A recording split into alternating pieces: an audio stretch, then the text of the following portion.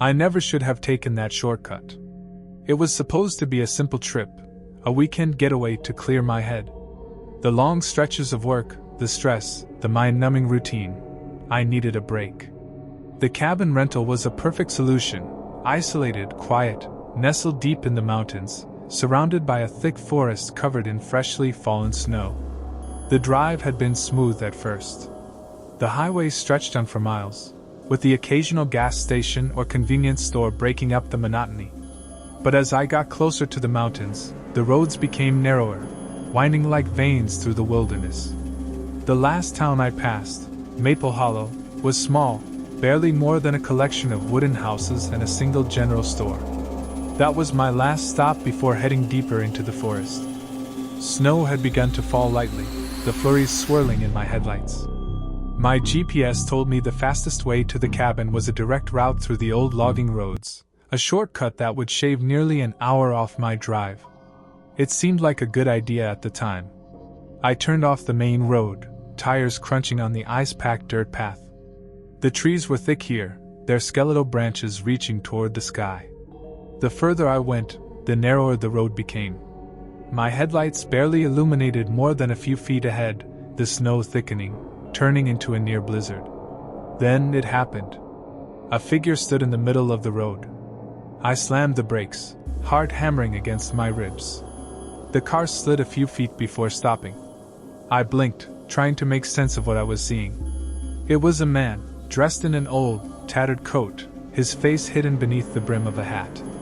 He didn't move, didn't react to my headlights or the fact that I had nearly run him over.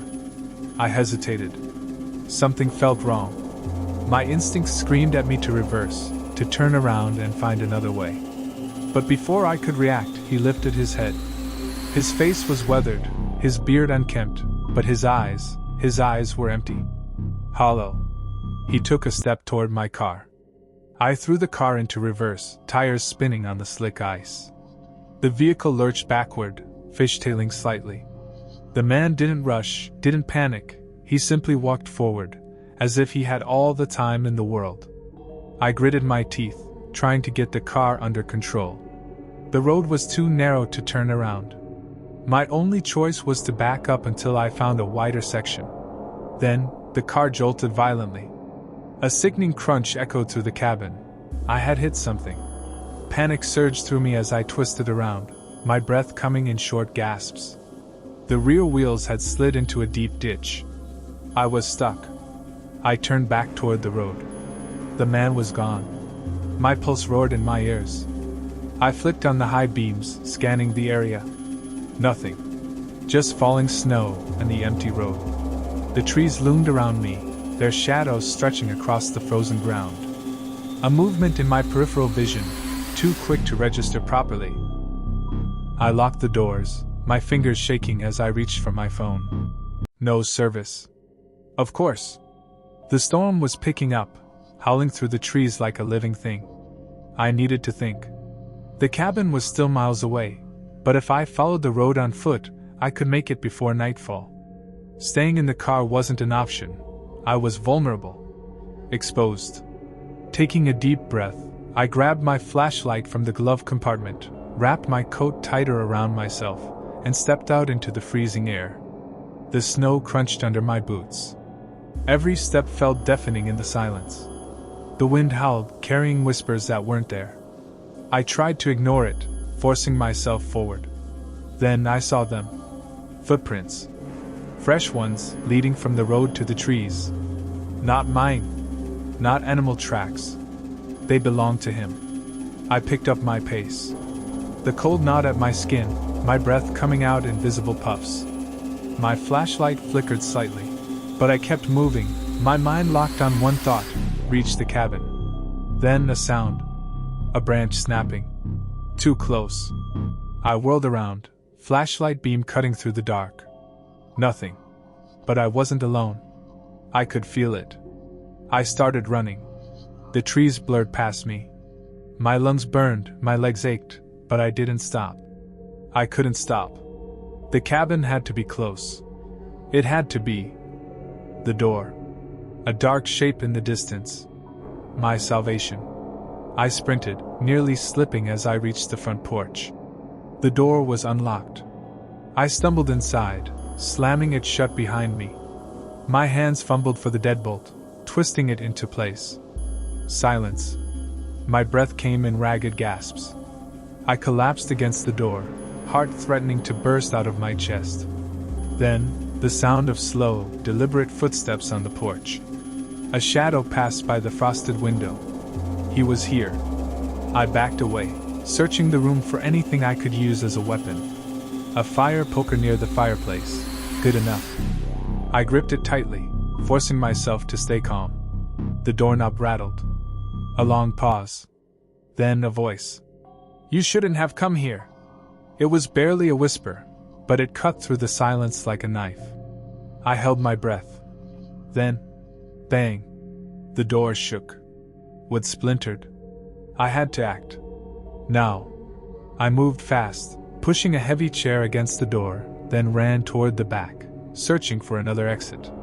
A small window, too narrow. The back door, locked. A crash. He was inside. I gripped the fire poker, my hands slick with sweat despite the freezing air. Footsteps echoed through the cabin, slow and deliberate. I pressed myself into the shadows, forcing my breathing to slow. Then, he spoke again. "I see you." My grip tightened. A shape emerged from the hallway. Closer. I swung the fire poker with everything I had. A sickening crunch. A grunt of pain. He staggered back. I didn't wait, I ran. Past him, through the kitchen, throwing open the back door. The cold hit me like a brick, but I didn't stop. I crashed through the snow, my vision blurred with terror. Then headlights. A truck barreled down the road. A flash of red and blue. The police. I waved frantically, screaming. The vehicle screeched to a halt, officers pouring out, guns drawn. The man stepped out onto the porch, blood dripping from his temple. He looked at me, then at the officers. Then he smiled. They tackled him to the ground. I collapsed into the snow, gasping for air. I was safe. But I knew deep down that I would never be the same again.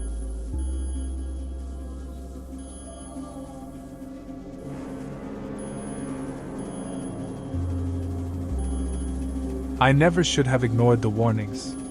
It started with a dare. A stupid, reckless idea that seemed harmless at the time. A group of friends and I had rented a secluded cabin deep in the snow-covered wilderness. We wanted a break from the city, a chance to escape the stress of college and work. But more than anything, we wanted a thrill. The stories about the Silent Stalker were nothing more than local legends, or so we thought. A hermit who had once lived in these woods, a man whose crimes were buried under layers of snowfall and forgotten history. They said he was still out there, watching, waiting for new victims.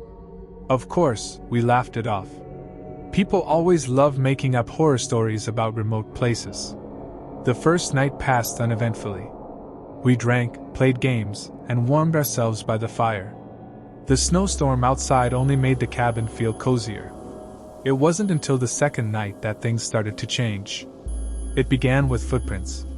Large, deep impressions in the snow, circling the cabin. No one had gone outside.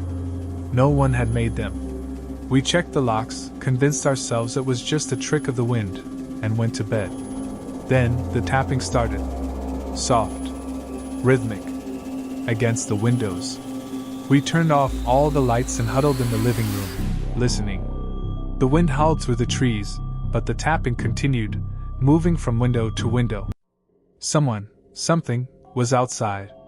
Josh, the bravest among us, grabbed a flashlight and swung open the front door. The storm had died down, leaving a perfect sheet of untouched snow. But the footprints were still there, fresh, leading from the woods to the door. No signs of retreat. Whoever had been watching us was still close by. We barricaded the doors. No one slept. By morning, our nerves were raw. We argued about whether to stay or leave. The storm had cleared enough for us to drive back to town, but the idea of going out into the open made my stomach churn. Then we saw it. A shape in the trees, barely visible between the trunks. Not moving. Just standing there, watching. A man. He was wrapped in heavy, ragged layers of clothing. His face was hidden under a thick hood, but I could feel his stare. Josh shouted at him, demanding to know what he wanted. No response. No movement. Then, without a sound, he took a step forward. Panic surged through us. We bolted inside, locking everything behind us. Someone tried calling the police, but there was no signal this deep in the forest. We needed to leave. Now. Grabbing only what we could carry, we sprinted for the car. The engine roared to life, and we sped down the icy road. The relief was short-lived. He was in the back seat. None of us saw him get in. None of us heard him. But as I turned to check the road behind us, I saw his face in the rearview mirror. A twisted grin. Dead, hollow eyes. The car swerved as screams filled the air. We fought, scrambling to get him off, but he was strong, inhumanly strong. The vehicle skidded off the road, crashing into the trees.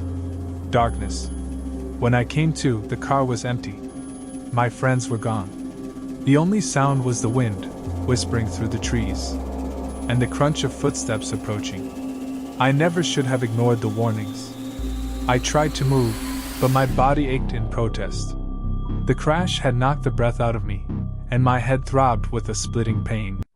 Snowflakes melted on my skin as I blinked up at the swirling gray sky.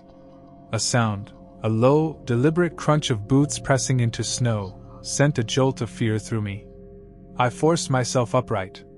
My vision blurred, but I could make out a shadow moving toward me. My breath hitched. He was coming. I scrambled to my feet and staggered toward the wrecked car, my heart hammering in my chest. The windshield was shattered, the front end crumpled against a thick tree trunk. No sign of my friends. No blood. No bodies. Just gone. I fumbled at the driver's side door, but it wouldn't budge. The crunching footsteps drew closer. I turned, pulse pounding. He stood there, only feet away. In the daylight, I could see him more clearly. His face was gaunt, almost skeletal, his eyes sunken and rimmed with shadows. His clothing was old, frayed, patched with animal fur. Snow clung to his boots, and in his hand, he held something long and sharp, a hunting knife. I ran.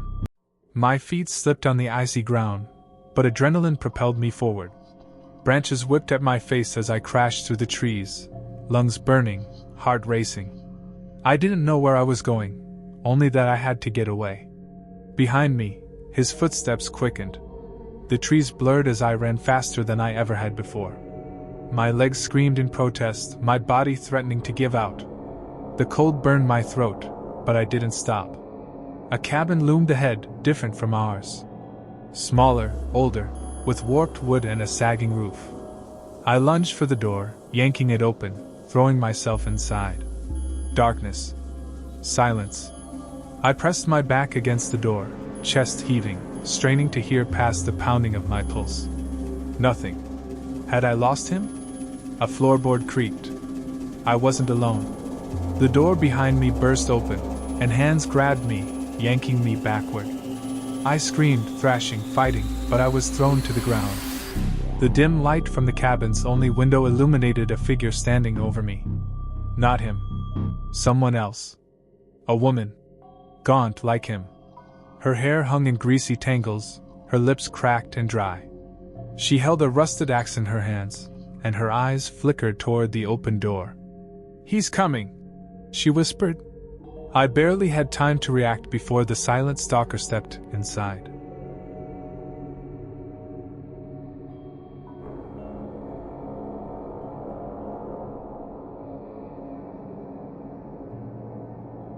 I never should have taken that job.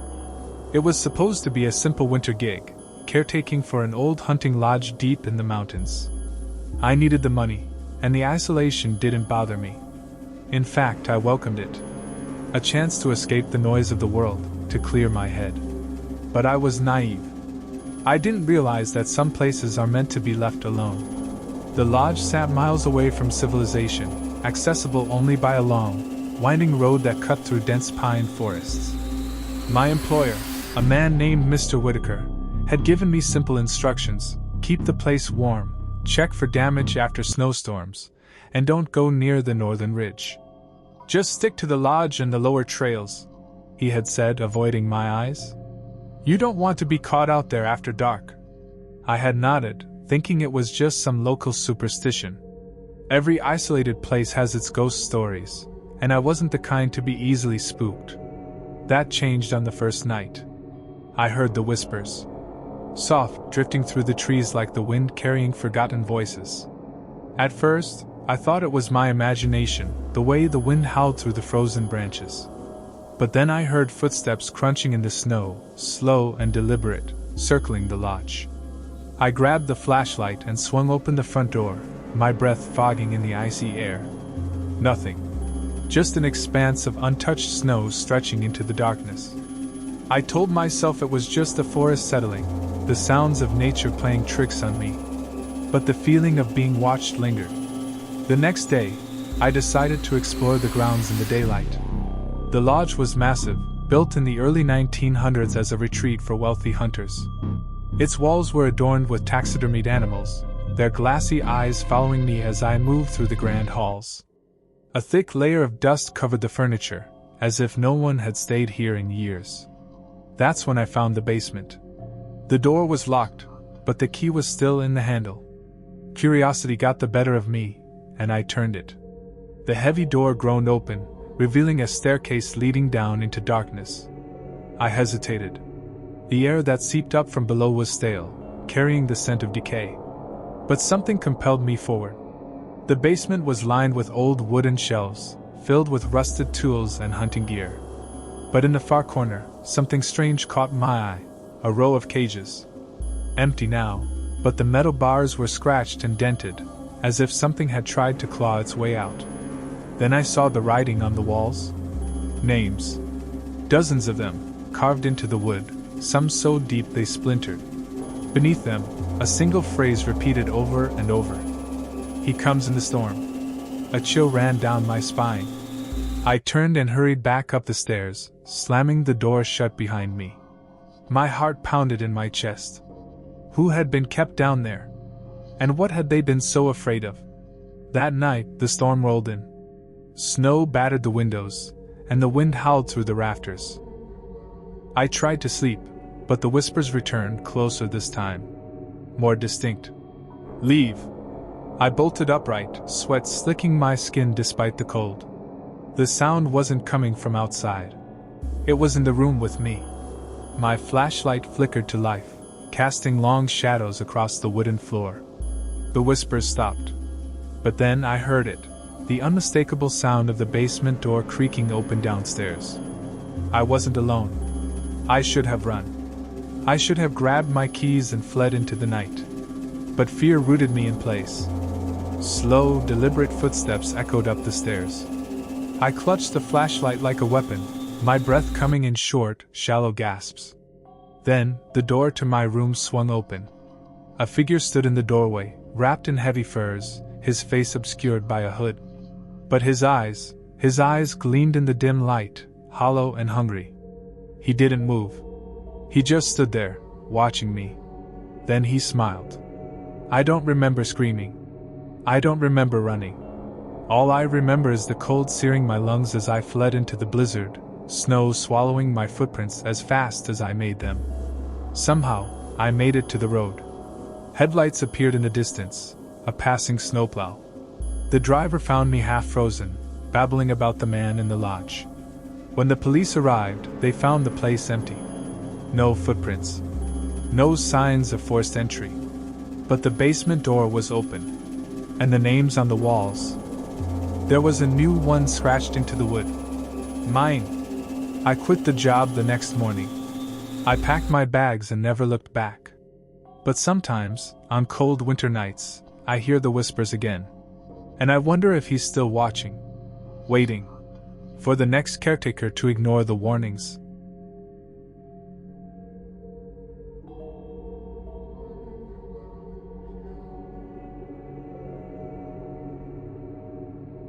Hey everyone, Thank you so much for supporting this channel, it truly means a lot.